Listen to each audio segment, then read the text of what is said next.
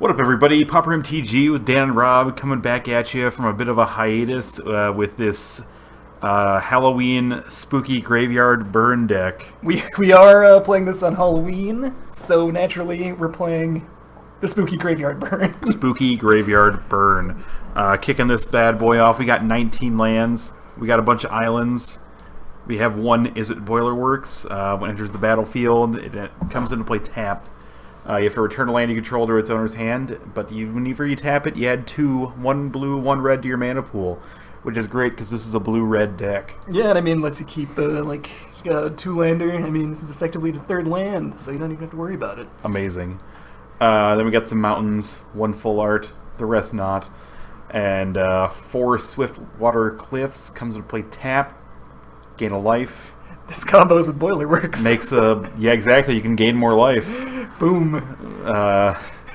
Bit of a slow start there if you have to do that one, though. Whatever. Yeah.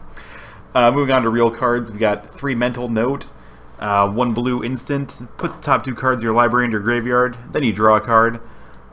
We got Thought Scour. This is the same thing, but you could also target somebody else if you were playing mill and you wanted to mill them instead of yourself. Wow. We're probably not going to do that, though. Then we got 4 Faithless Looting. We draw 2 cards, then we discard 2 cards for 1 red, and you can flash it back for 3. Pretty sick. We got 4 Galvanic Bombardment. This is one of the new cards. It for 1 red, it deals X damage to target creature, where X is 2 plus the number of cards named Galvanic Bombardment in your graveyard. They said Flame Slash was good. Well, this is an instant. And it can almost do Flame Slash. It's if you have already cast 2 of them, the third one will be Flame Slash at instant speed. Or if you mill them out, or if you discard them to Faithless Looting. Yep, so we discard things. Yeah. Moving on, we got 4 Accumulated Knowledge. Draw a card, then draw cards equal to the number of cards named Accumulated Knowledge in all graveyards. Similar to Galvanic Bombardment. We're gonna... And like everything else in this deck. Yeah, I'm just gonna... Yeah, we'll spoiler that one now. We want to discard everything. We don't want any cards in our hand ever. Basically, we really like scooping Terrelica Progenitus, so Yep. I decided to make a deck around that theme. Feel like that's pretty much all our decks nowadays, isn't it? Then we got 4 Rune Snag. You counter it, the target spell, unless its controller pays 2, plus 2 additional for each card named Rune Snag in each graveyard. Then we got Take Inventory, which is Accumulated Knowledge, but at sorcery speed.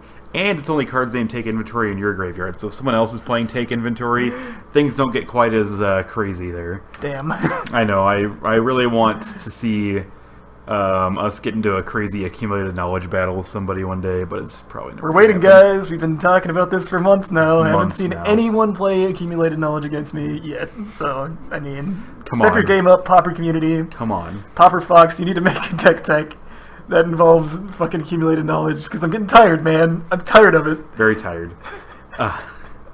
Moving on to this, here comes the win con. You ready for this win con? What? Yeah. Flame Burst. 2 damage, 2 mana instant, deals X damage to target creature or player, where X is 2 plus the number of cards named Flame Burst in all graveyards. You can get this puppy up to 5 whole damage. Unless you're in the mirror, then it gets up to 9. And unless you have some of this, a different card that we're going to talk about in 1 second here. Right. But this card is sweet because early game it can function as like cheap 2 mana cost removal spell, because you're not going to want to be like aiming 2 damage at someone's dome. But you know, it kind of gathers, you know, over time to become this huge burny thing. It's as hot as a dwarf's rage. It is exactly like that thing you said. Yep. Then we got Kindle, which is also Flame Burst.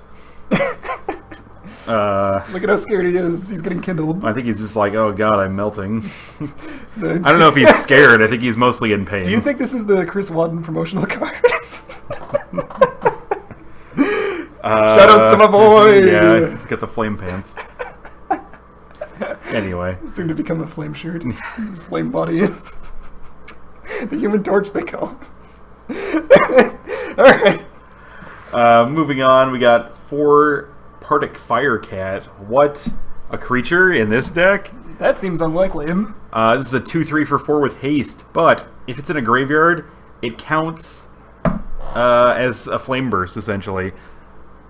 which is pretty cool because get it up to like 7 damage per flame burst, right? I know you can do more than that, right? the max number would be 9. 9. Hey, look at that. That's like almost someone's whole life right there. That's almost half of the starting life total. Almost. Gone for good. And then we got 2 Swirling Sandstorm. If you can cast this for 4, but unless you have Threshold, it just doesn't do anything, I guess. Yeah, it does nothing. It literally is nothing. Right. Deals 5 damage to each creature without flying if 7 or more cards are in your graveyard. So this is our board sweeper. As long as we're not against creatures with flying. This is a Wrath and Pauper that can kill Gourmet Gangler. For Christ's sakes. For 4 even, yeah. And then we're not going to have any problem getting Threshold with all this stuff. Unfortunately, not very good against like Delver, because, those things tend to fly. But still, you can snipe like a Ninja of the Deep Hours, or maybe an Unflipped Delver. I don't know. It just seems kind of cool. I always wanted to play with this guy, and the guy whose deck I stole this from had this in it, so... Okay, gotcha. I made some innovations. I put in Take Inventory. I put in Galvanic Bombardment. Okay. I made this. Right. Moving on to the sideboard, we got 2 more Swirling Sandstorm. Bring this in versus like tokens and shit, I guess. I don't know. Yeah. We got 2 Steel Sabotage. It's a instant for 1 blue.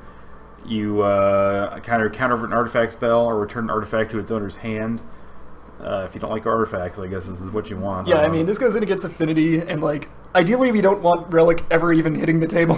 So, right. This is what I went for. Possibly this should be like a 3 of instead of I went for the 3 of Smelts, but we'll get to that in a second here. Right.